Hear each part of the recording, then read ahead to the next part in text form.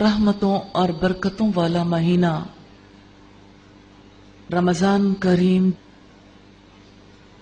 آخری عشرے کی ہر تک رات کے بارے میں محمد رسول اللہ صلی اللہ علیہ وسلم نے توجہ دلائی کہ ان میں لیلۃ القدر کو تلاش کریں. رمضان کی 21ویں، 23ویں، 25ویں، 27ویں اور 29ویں رات. اس رات کی انتہائی اہمیت ہے اس اعتبار سے کہ اس میں اللہ کا پاک کلام نازل ہوا. رب العزت نے فرمایا اِنَّا أَنزَلْنَاهُ فِي لَيْلَةِ الْقَدْرِ، بے شک ہم نے اس کو لیلۃ القدر میں نازل فرمایا. وَمَا أَدْرَاكَ مَا لَيْلَةُ الْقَدْرِ، تم کیا جانو کہ لیلۃ القدر کیا ہے. لیلۃ القدر خیر من الف شہر، لیلۃ القدر 1000 مہینوں سے بہتر ہے. حضرت انس بن مالک کی روایت ہے کہ رمضان کا مہینہ شروع ہوا تو اللہ کے رسول صلی اللہ علیہ وسلم نے فرمایا تمہارے پاس یہ مہینہ آ گیا ہے، اس میں ایک رات ہے جو 1000 مہینے سے افضل ہے. جو اس رات کا ثواب حاصل کرنے سے محروم رہا وہ ہر بھلائی سے محروم رہا، اور اس کے خیر سے، اس کی بھلائی سے وہی محروم رہتا ہے جو واقعی محروم ہے.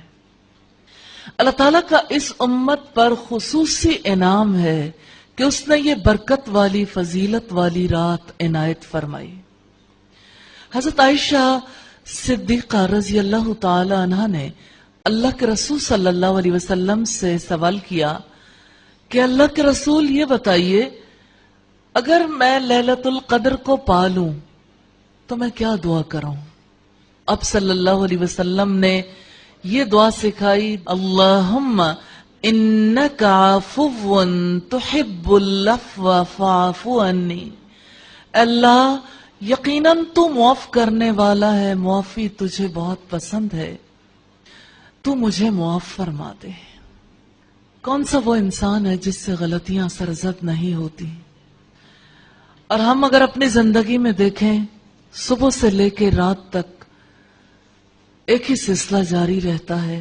لمحے لمحے کچھ اندر کی اکساہٹیں، کچھ باہر سے ہمارے دشمن ابلیس نے جو وعدہ رب سے کر رکھا تھا کہ میں ان کے دائیں سے آؤں گا، ان کے بائیں سے، ان کے آگے سے، ان کے پیچھے سے، ان کو وعدوں کے سبز باغ دکھاؤں گا، انہیں امیدوں اور تمناؤں میں الجھاؤں گا اور انہیں تیرے سیدھے راستے پہ چلنے نہیں دوں گا. تو انسان مجبور ہے، انسان ایک عجیب کشمکش میں رہتا ہے کہ وہ سیدھے راستے پہ چلنا چاہے تو کیسے شیطان برائی کے راستے کو مزین کر کے دکھاتا ہے. پھر کبھی قدم ڈگمگا جاتے ہیں، جب قدم پھسلتے ہیں غلطی ہو جاتی ہے اور انسان اپنے ہی اندر اپنی غلطی، اپنے گلٹ، اپنی اس کیفیت میں مرتا رہتا ہے. پھر اسے شیطان یہ کہتا ہے کہ تم تو اتنے گناہگار ہو، کس منہ سے رب کے پاس جاؤ گے؟ وہ جیسے غالب نے کہا کعبے کس منہ سے جاؤ گے غالب، شرم تم کو مگر نہیں آتی. تو وہ رب کتنا مہربان ہے، توبہ کا دروازہ کھولتا ہے، اپنی طرف آنے کے راستے دکھاتا ہے. اور یہ خاص عشرہ ہے جہنم کی آگ سے نجات کے لیے، مغفرت کے لیے، اللہ تعالیٰ کی رحمتوں کے لیے. تو ان راتوں میں بھی، ان دنوں میں بھی اللہ تعالیٰ سے اپنے گناہوں، اپنی غلطیوں کی معافی مانگنی ہے. اس لیے کہ نبی صلی اللہ علیہ وسلم نے فرمایا بہترین خطا کار وہ ہیں جو توبہ کرنے والے. اور آپ ہی نے فرمایا کہ اگر تم خطائیں نہیں کرو گے تو اللہ تعالیٰ ایسی قوم کو پیدا کرے گا کہ جو غلطیاں کرے گی پھر اللہ سے معافی مانگے گی اور اللہ تعالیٰ انہیں معاف کر دے گا. اس کا یہ مطلب نہیں ہے کہ انسان خطائیں کرتا چلا جائے. اس کا مطلب یہ ہے کہ خطا کار انسان کے لیے رب کی رحمت کا، توبہ کا دروازہ کھلا ہوا ہے. الحمدللہ. اور یہ راتیں کثرت سے استغفار کے لیے ہیں.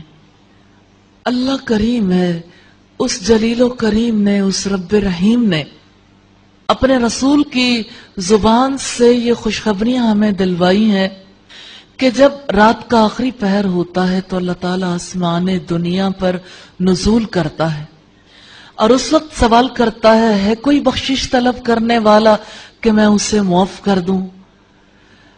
ہے کوئی مجھ سے سوال کرنے والا کہ وہ سوال کرے تو میں اس کے سوال کو پورا کر دوں؟ یعنی مجھ سے مانگے اور میں اسے عطا کر دوں.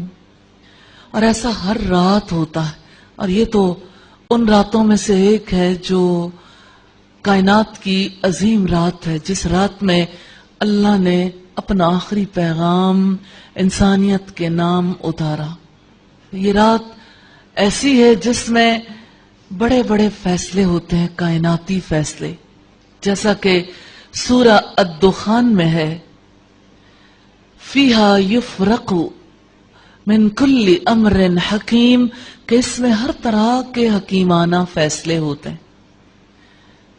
تو یہ فیصلوں کی رات ہے، یہ رات رب سے بخشش مانگنے کی رات ہے، یہ رات اپنے وہ معاملات جن کا کوئی حل انسان کو نظر نہیں آتا، وہ سوال اپنے رب کے آگے ڈالنے کی رات ہے. اس رب سے درخواست گزار ہوں کہ اس رات کی ایک ایک برکت سے ہمیں مستفید فرمائے، ہم پر برکتیں نازل فرمائے.